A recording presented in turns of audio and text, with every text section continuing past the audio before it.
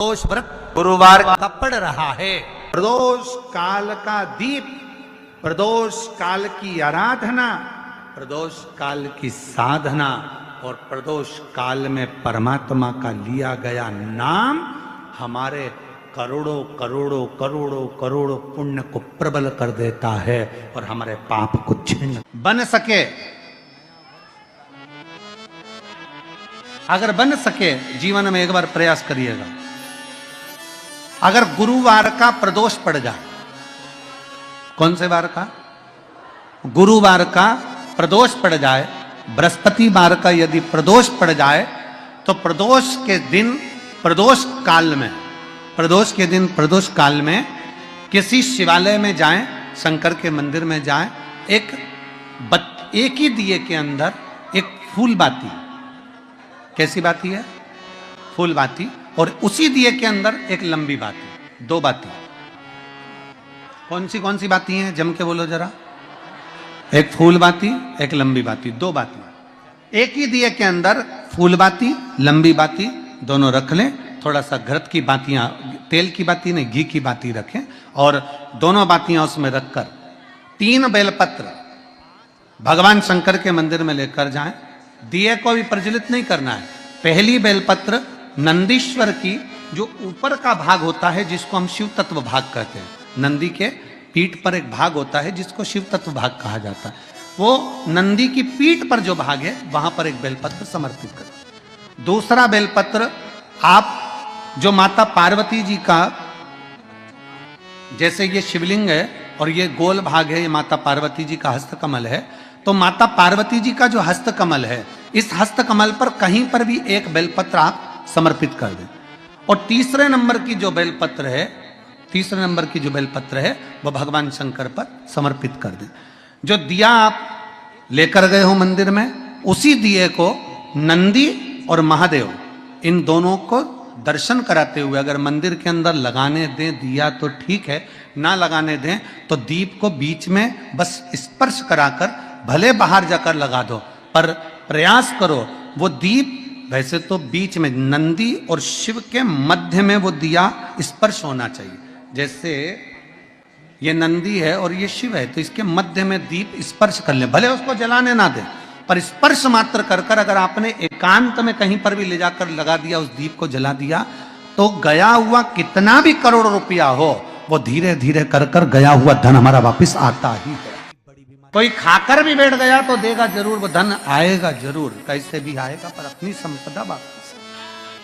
शिव तत्व की प्राप्ति हो। भगवान दिल से जब बाबा से कहेंगे, अपने मन से जब भगवान को प्रार्थना करेंगे, अपने हृदय से जब शिव को पुकारेंगे, क्यों ना मिलेगा? गया हुआ धन केवल चौखट पर स्पर्श मात्र करा था पारो के पुत्र ने, और स्पर्श मात्र करने से उसका पूरा की पूरा किस्मत बाबा ने बदल दिया, उसका भाग्य।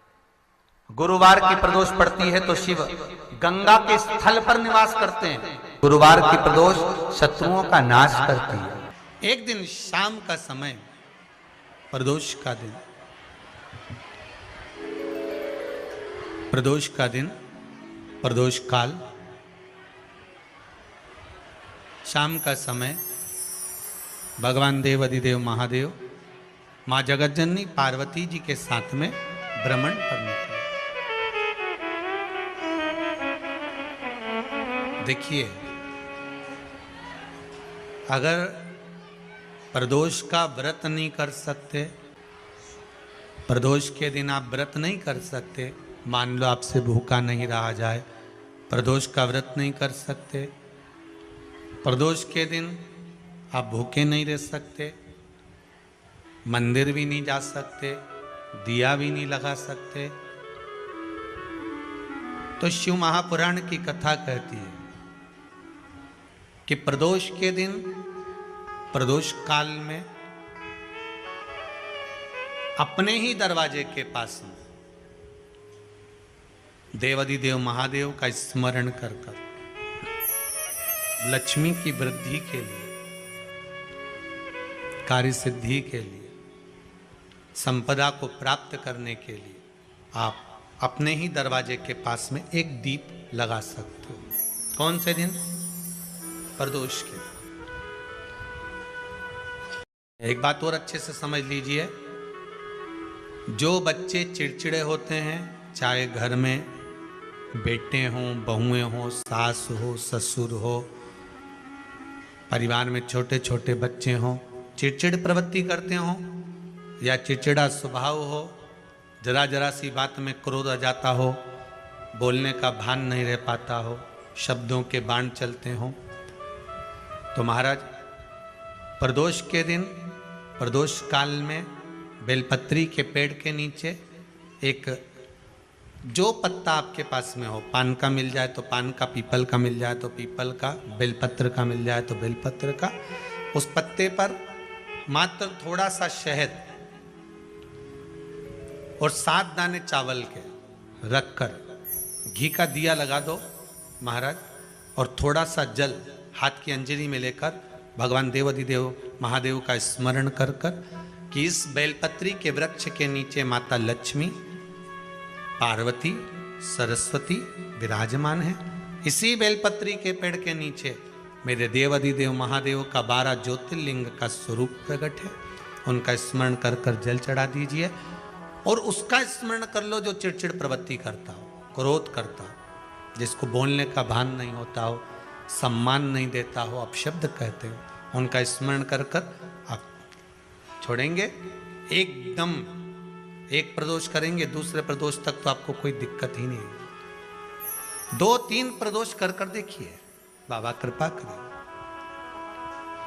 बच्चों को पढ़ने का कह रहे हो, पढ़ने बैठो, पढ़ने बैठो, पढ़ने बैठो, पढ़ने बैठो, तो एक आध प्रयास बच्चों के लिए भी कर लिया करो कि भाई ठीक है, बच्चे लोग विद्या में प्रबल होंगे।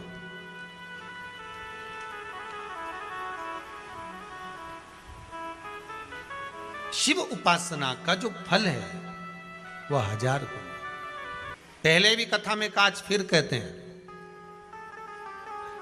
शिव मंदिर में जल बाद में चढ़ाना, शंकर के मंदिर में जाकर पंचामृत स्नान बाद में कराना, शंकर जी के मंदिर में जाकर पूजन बाद में करना, पहले थाली एक और रखकर शिव मंदिर में झाड़ू, पोछा या जो बेलपत्री, निर्माल्य जो भी रखा हो, उतरा हुआ सामान, उसको भरकर कहीं एक और जहाँ मंदिर वाले रखते हो वहाँ ले जाकर रख दो। झाड़ू पोछा एक बार जरूर। पूजन करने से पहले सबसे पहले सफाई का ध्यान रखो और एक विश्वास रखना, आप मंदिर की सफाई नहीं कर रहे हो, फिर निवेदन करूंगा आपको, आप मंदिर की झाड़ू नहीं लगा रहे हो, आप मंदिर की सफाई नहीं कर रहे हो, आप मंदिर में पोछा नहीं लगा रहे हो। जितना हाथ आप मंदिर में फेर रहे हो सफाई के लिए, उतना आपके जीवन में जितना दुख है, जितनी तकलीफ है, जितना कष्ट है, जितनी बीमारी है, उस पर हाथ फेर रहे हो, मंदिर में नहीं फेर रहे हो। नहीं तो सारी दुनिया में जितने मंदिर हैं, सारे मंदिरों में ट्रस्टियों ने कुछ ना कुछ लगा के रखा है। स्वीपर आता है, साफ करके जाता है, ये आएगा सफाई कर कर जाएगा, पंडित जी होंगे तो बुआरी लगा देंगे, पंडित जी होंगे सफाई कर देंगे। उन्होंने तो पंडित जी को बोल के रखा है कि साफ कर दो, पंडित जी करते भी हैं, पर पहला फर्ज आपका है कि आप मंदिर में आए हो तो पहले आप सफाई करो। क्यों? क्योंकि हम उसका द्वार साफ रखें। आज के समय में तो एक नियम हो गया साहब कि मंदिर में जाते हो तो मंदिर के दरवाजे पर चप्पल उतार के जाते हो, नहीं तो शास्त्र रीति तो ये कहती है कि मंदिर में भगवान सामने बैठा है तो उसके सामने चप्पल भी नहीं उतरना चाहिए। तो कई लोग कहते हैं मंदिर के अंदर थोड़ी ना उतार, हम तो जीने से भी बाहर, एकदम गेट के बाहर वहां उतार, पर सामने तो है ना, सम्मुख में तो है। तुम्हारे यहां अगर 4 लोग दिवाली मिलने आते हैं ना, तो तुमने चप्पल रखने का भी स्टैंड बनाकर रखा है, साइड में उतारिए, देहली पर मत उतार देना, थोड़ा साइड में उतारो, सामने से सब आते जाते रहते हैं, सामने उतारो, सम्मुख में क्यों उतार रहे हो?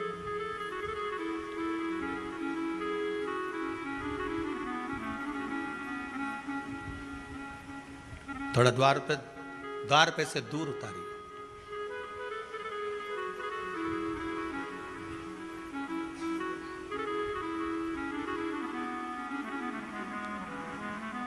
अभी तो कुबेरेश्वर धाम में काम चल रहा है, आप लोग जो दान दे रहे हो, आपके दिए हुए दान से निर्माण चल रहा है।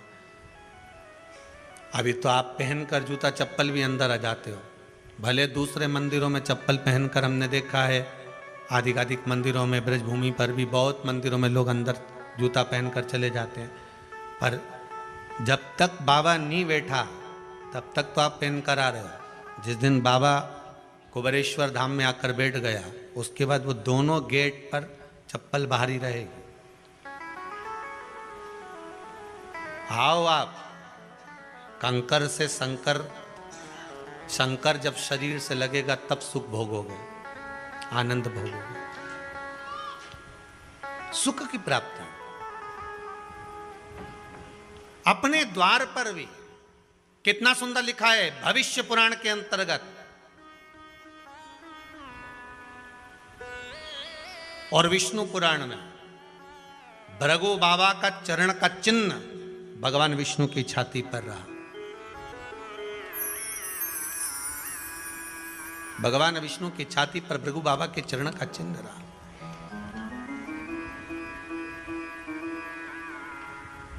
चरण का चिन्ह। अब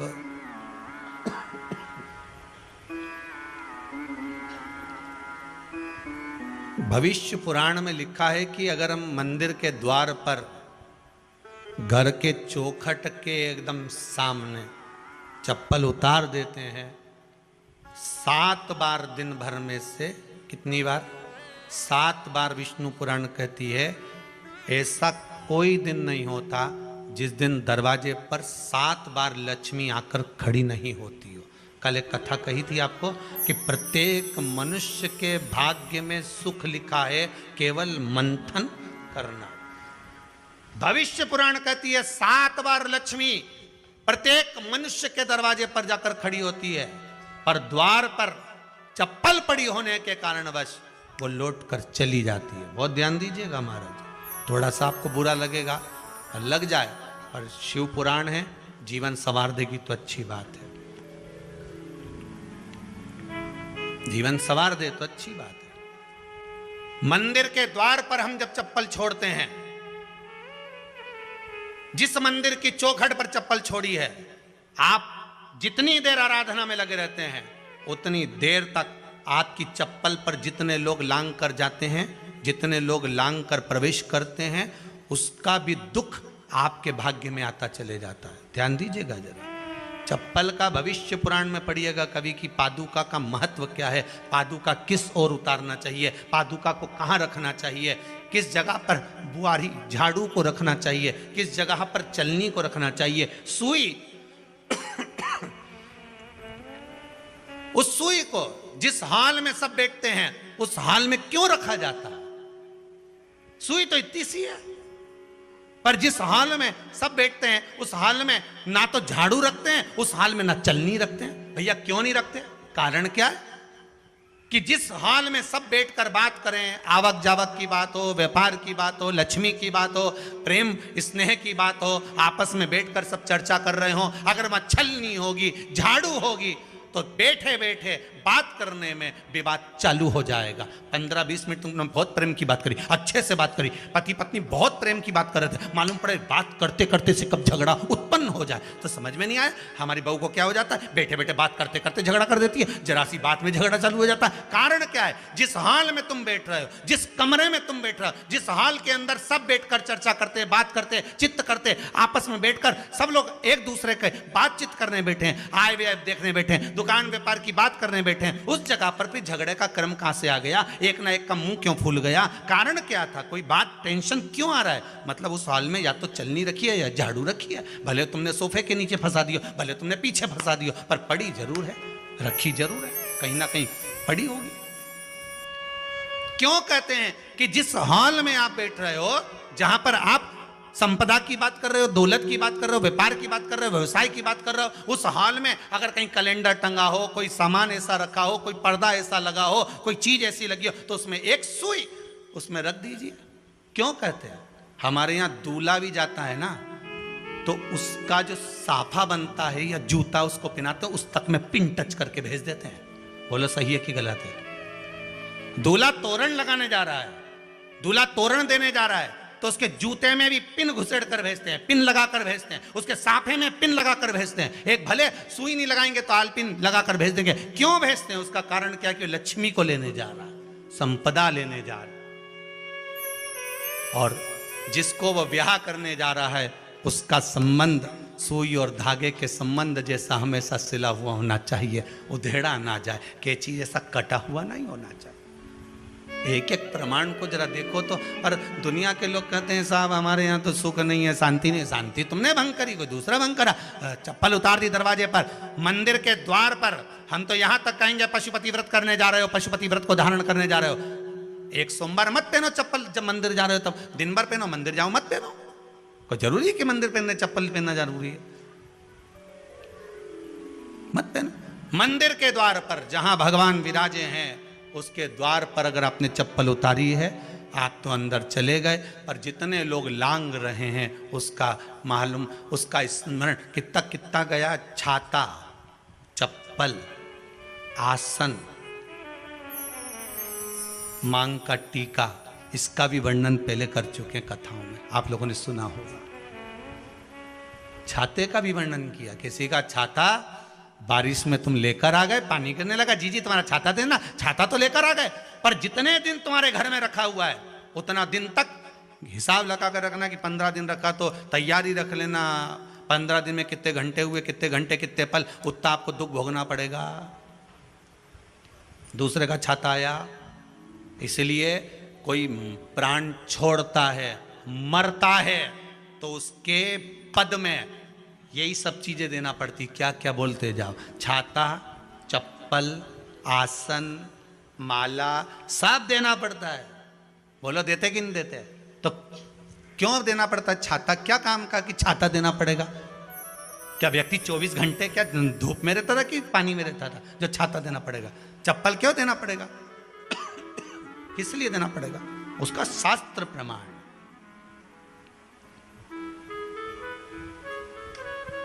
जरा सा राजा परीक्षित ने जरासंध के मुकुट को सिर पे पहन लिया था और बुद्धि बदल गई थी। शमीक बाबा के गले में मरा हुआ सर्प डाल दिया था। सही है कि गलत है? केवल मांग का टीका अर्थात सिर पर मुकुट बदला और काम हो गया। बहुत ध्यान देना पड़ता है महाराज, बहुत ध्यान देना पड़ता है।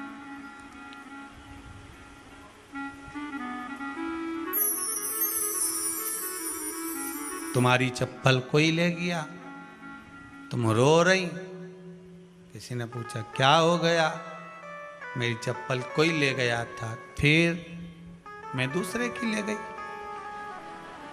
तुम्हारी कोई दूसरा ले गया, तुम दूसरे की ले गई।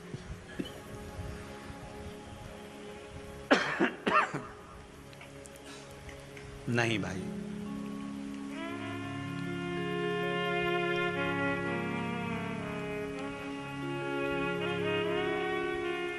उसको प्राप्त करने के बहुत तरीके हैं। एक सत्य बात कहें, 7 बार लक्ष्मी प्रतिदिन मनुष्य का द्वार झांकने के लिए आती है। ऐसा कोई दिन नहीं जाता जिस दिन तुम्हारा भाग्य भगवान पलटने के लिए नहीं बैठा हो। वो तो इंतजार करता है कि ये गेंद फेंके और मैं चौका छक्का लगा दूं। वो कहते हैं ना, एक ओवर में कितनी गेंद फेंकते हैं? जम के बोलो। अरे एक ही फेंकते हैं। एक ओवर में कितनी गेंद फेंकते हैं? एक। वही गेंद बार बार फेंकते हैं ना, गेंद तो एक ही है नहीं।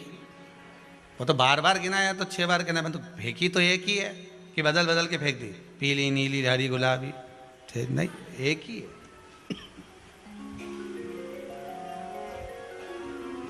बदल बदल कर आया, गेंद एक ही थी, फिर फेंका कि ये तो वाइट निकल गई, फिर फेंकी, गेंद वही है, गिनती में 6 जा रही है।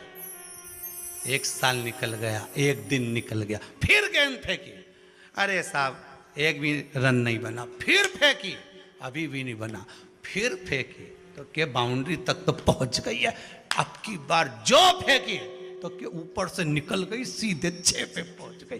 भगवान भी ये कहता है, एक ही गेंद है, 6 बार फेंकी है, शास्त्र कहता है 7 बार दरवाजे पर लक्ष्मी आती है, मौका देखती है कि कब मौका मिले मैं इसके घर में प्रवेश कर जाऊं। पर कभी कभी ये निंदा करती दिखती है, कभी बहू की चुगली करती दिखती है, कभी टीवी में मन लगाए दिखती है, कभी सुई धागा लेके बैठी मिलती है, कभी झाड़ू लगाती फिरती है, कभी दरवाजे पे चप्पल खुली मिल जाती है, कभी कुछ मिल जाता है। मैं बार बार आती हूँ, अब नहीं माने तो मैं कई करूं, मेरे को तो जाना पड़ेगा।